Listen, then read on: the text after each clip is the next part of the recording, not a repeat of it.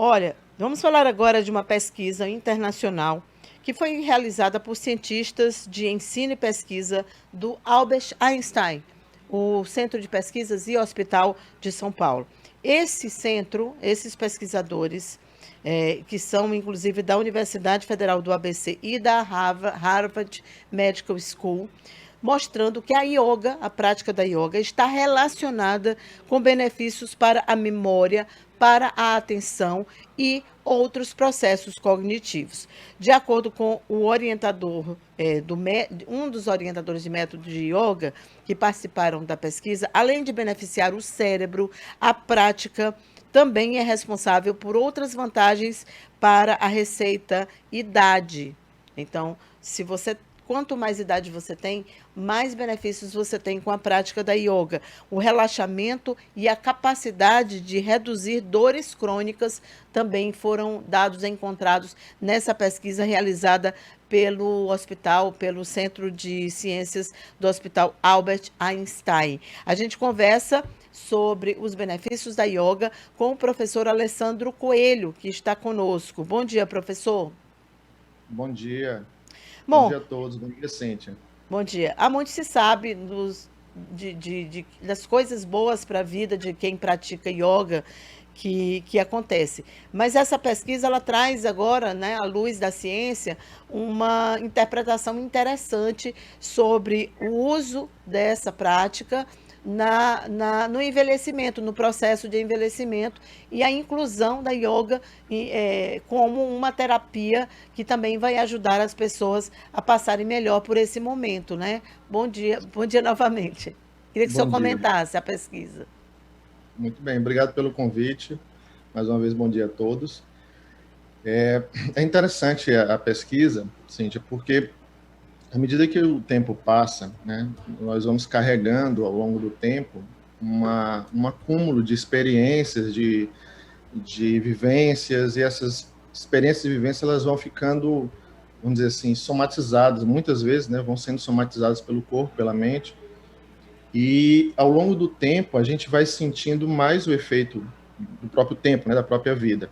O yoga, ele sempre, desde do seu surgimento, né, mais ou menos 5.000 anos antes de Cristo, dentro da cultura da Índia antiga, ele sempre ocupou um local, né, nessa cultura de um ponto de vista filosófico sobre a vida.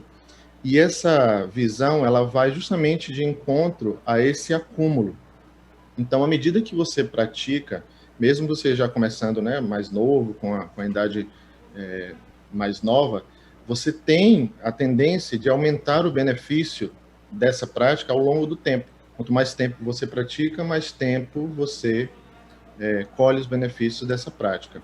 E como a prática, a visão do yoga é justamente esse autoconhecimento, eu sei que a gente já escuta muito sobre autoconhecimento, né?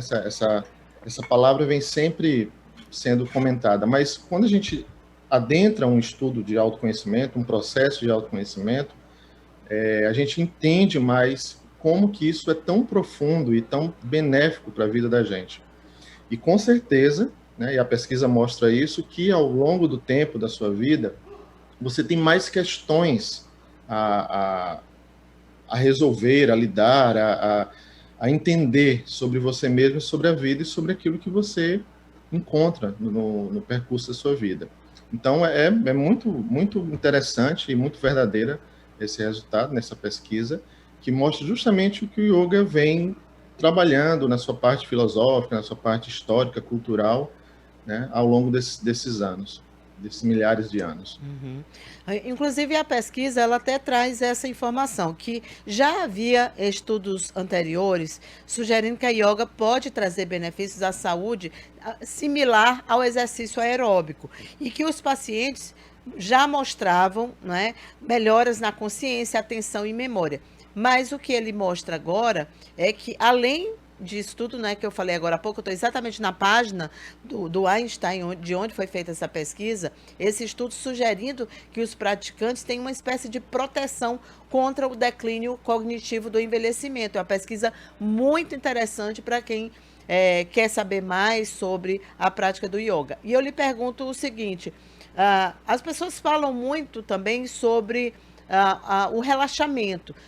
E nós sabemos hoje, Alessandro, que a angústia, a depressão, pessoas cada vez mais ansiosas, isso é quase uma epidemia no mundo.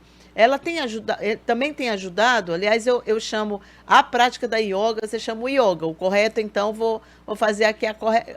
Aliás, que os dois estamos certos, porque eu falo da prática, você fala do yoga. Mas, enfim, já fazendo aqui a correção, porque eu estava falando errado. Então, me explica em que pode ajudar também nesse sentido e se você tem recebido, sabe, de mais pessoas procurando para tentar exatamente melhorar, ser pessoas menos ansiosas e tentar encontrar alternativas aí para a sua vida. Bom, a pronúncia é o yoga, mas você também está falando correto, você está falando a prática Ah, tá do yoga, certo. né? Então, concorda com a prática. Mas tá correto, não tem problema. Tá bom. Então, é interessante a gente frisar que o processo de relaxamento dentro da prática é algo muito recente dentro da prática do yoga. O relaxamento, ele, se não me engano, foi uma das coisas mais recentes que surgiram nessa cultura do yoga, por incrível que pareça, né? Mas o importante é que o relaxamento ele é parte de um processo. Isso é muito, muito importante que as pessoas que estão assistindo a gente, que estão ouvindo a gente, possam entender. E esse processo ele é um processo que envolve várias frentes. O yoga ele é múltiplo, ele envolve várias frentes. Ele envolve cultura, ele envolve musicalidade, vamos dizer assim, né? A gente pode chamar isso para ficar mais fácil a gente entender, musicalidade através dos kirtans, dos mantras, a meditação, que as pessoas acham que meditação e yoga são coisas separadas, mas o yoga, quando surgiu com meditação, era a própria meditação, né? Então, os outros elementos foram acrescentados com o tempo. Então, yoga e meditação é a mesma coisa, vamos dizer assim, né? É estranho falar yoga e meditação porque, na verdade, são falando da mesma coisa. Então, esse processo do relaxamento ele é importante porque ele, dentro da sequência de uma prática, por exemplo, dentro da sala de aula, né, ou dentro, em cima do seu tapetinho, ele é um processo intermediário que liga você da experiência e da comunicação, né, do diálogo interno mais denso, que envolve o corpo através das posturas, dos respiratórios, para um processo mais sutil, que aí entra a descontração dos sentidos, a descontração muscular, aí entra a questão do relaxamento, e ele faz essa ponte até o final da prática para um processo meditativo. Então, é extremamente importante essa chave chamada relaxamento, mas ela sozinha, ela não traz esse benefício esperado, todo esse benefício esperado. É necessário que você, praticante, que você esteja ouvindo a gente que pratica yoga, que queira começar a praticar, que você tenha esse processo completo, para que o relaxamento, aquele momento do relaxamento, possa ser um momento chave, que vai mudar essa autoobservação, incluindo mais a parte física para a parte mais sutil, que é o processo da meditação, tá bom? Na E verdade, a né, segunda coisa que Alessandro, você... desculpa te interromper, só para complementar o que eu queria perguntar, é quase uma mudança de vida mesmo, de estilo de vida.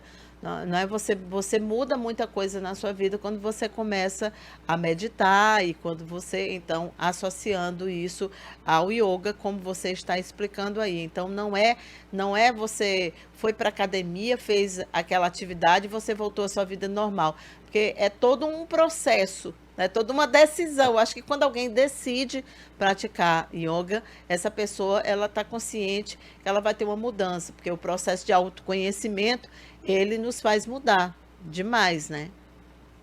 Exatamente. E uma coisa interessante que eu lembrei quando você estava falando, que uma das experiências com o meu professor, né, durante meus estudos, uma colega aluna também, né, na presença na sala, falou assim, comentou um pouco despreocupada, que quando ela estendia o tapete dela, ela fazia a prática pela manhã cedo, ela terminava a prática e ela voltava para a vida dela. E aí ele falou brincando, mas você não estava na sua vida? Você saiu da vida para praticar, depois você voltou para a sua vida?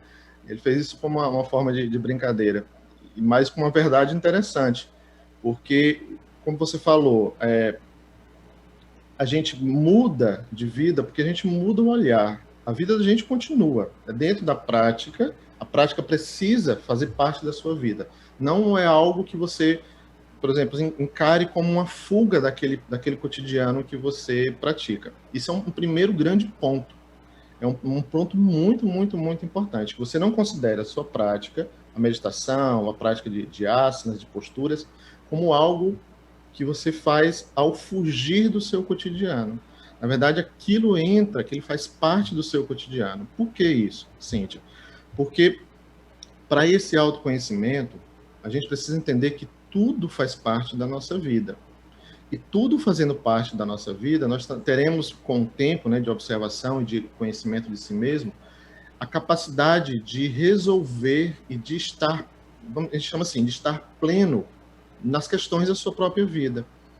E se você, um pouco desavisado, né, criar essa fuga, ou com sua prática, ou com aquele retiro que você vai, que são ótimos retiros, mas não devem ser encarados como fuga, você começa a detestar a sua vida cotidiana e a idealizar aquele momento, ou aquele retiro, ou aquela montanha, aquele final de semana como algo extremamente ideal, e ali você odeia o seu cotidiano, acorda na segunda-feira desejando a sexta, e isso é um mau sinal, porque Claro.